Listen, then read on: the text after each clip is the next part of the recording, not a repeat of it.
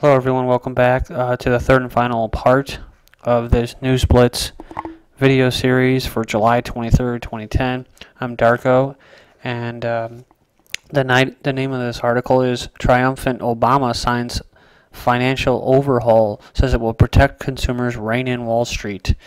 And being that I believe he works directly for Wall Street, I don't really see that happening. But I'll keep my fingers crossed, and who knows, maybe this bill will do good things, alright?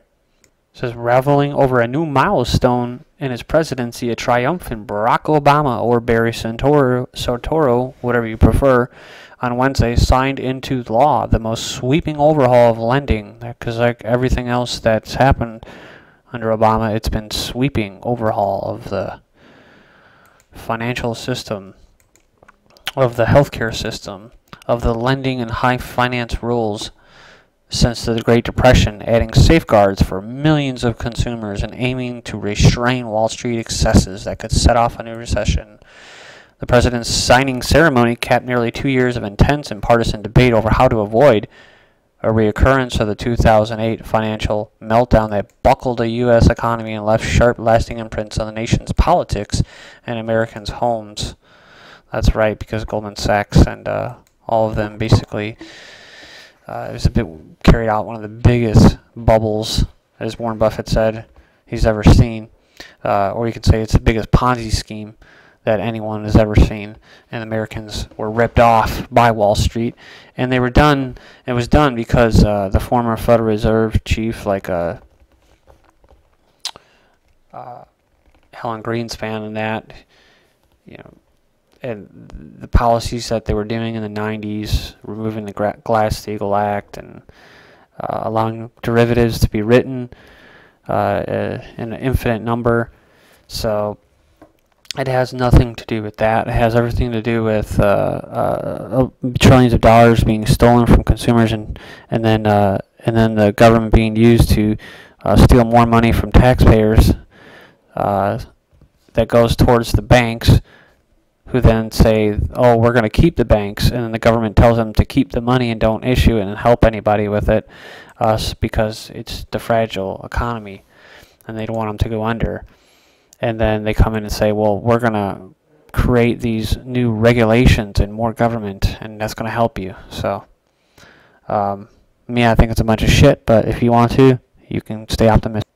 In the latest BP oil spill news, we have Ocean Energy Institute founder says new hurricane will require Gulf evacuation. This is from Infowars.com, posted July 22nd, 2010. It says the U.S. National Hurricane Center has warned that a weather system near Cuba centered between the islands of Acklins and Great Anagua may move into the Gulf this weekend, reports Bloomberg, and says, I am still worried about how it will move the oil slick into the coastal areas of Louisiana and Mississippi, meteorologist Jim Ruller said. In response to the approach of the tropical cyclone, BP workers in the Gulf have stopped drilling a relief well and are preparing to evacuate. And that was according to BBC.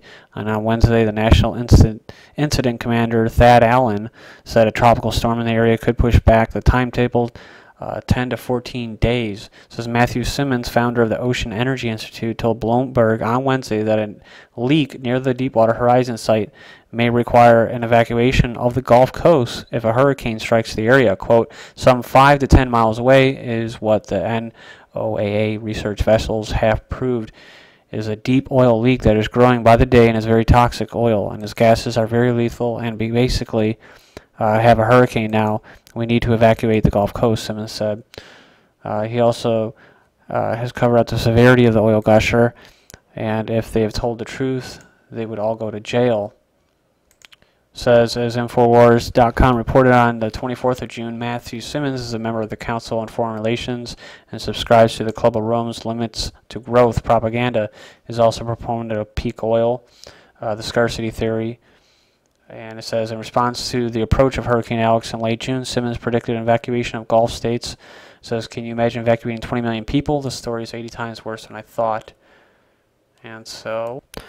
And this is an article titled, People Are Getting Sick, Cleanup Worker Says. Former oil spill worker says he had no protective gear.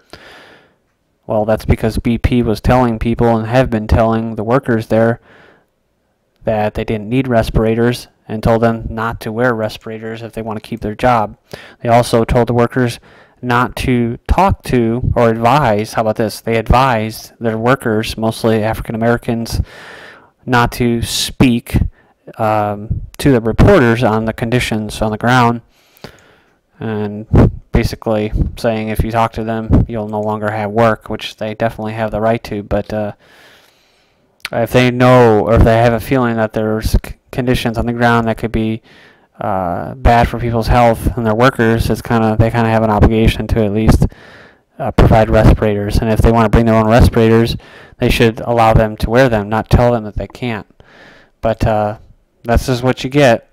And when people try to report on that, and you see an African American worker being carried out on a stretcher to an ambulance, you get a big 7-foot police officer intimidating a little 4-foot citizen reporter trying to just get some news, not personal information. They just want to know what happened with the worker. Did they get sick? But that's how we live now. It says the work to clean up the millions of gallons of oil in the Gulf can be hazardous. It says and one spill worker told WDSU that they have witnessed illnesses, injury, and unsafe working conditions. I think one of the most overlooked aspects of this whole situation is when asked whether it was from the fumes from the oil or the dispersants, the chemical dispersants, Corexit, that were making people sick, Bourgeois said he could not be sure. Title of this article is Storms Could Take Away Sights and Sounds of BP Well. And basically what they're saying is that they're going to be evacuating their workers and their engineers due to this Hurricane Bonnie. So I think we should all keep an eye on that. It's not so much the actual well and keeping cameras and video and all that up and running as it is just they're evacuating, and that means that it's bad enough to force people to leave the area, like I was just saying in the last video, so it's worth pointing out. This is a story that most of you are probably aware of, but there is another oil spill in China. China oil spill doubles in size, called Severe Threat. And this is from July 21st, 2010. China's largest reported oil spill emptied beaches along the Yellow Sea as it doubled in size on Wednesday, while cleanup efforts included straw mats and frazzled workers with a little more than rubber gloves. It says down here, the oil had spread over 165 square miles of water 5 days since a pipeline at the busy northeastern port exploded, hurting oil shipments from part of China's strategic oil reserves to the rest of the country. So this is very important. If you pay attention to all the news that I was talking about with China before, and then you have this China explosion, wink wink, nod nod, explosion in northeastern area of China and close to Russia and Siberia and all that, which I was just talking about, things like this become more significant. Just like the BP oil spill, which they could have prevented from happening, and the workers told the higher-ups of BP, but they dismissed it, and the BP lied that there was even oil leaking.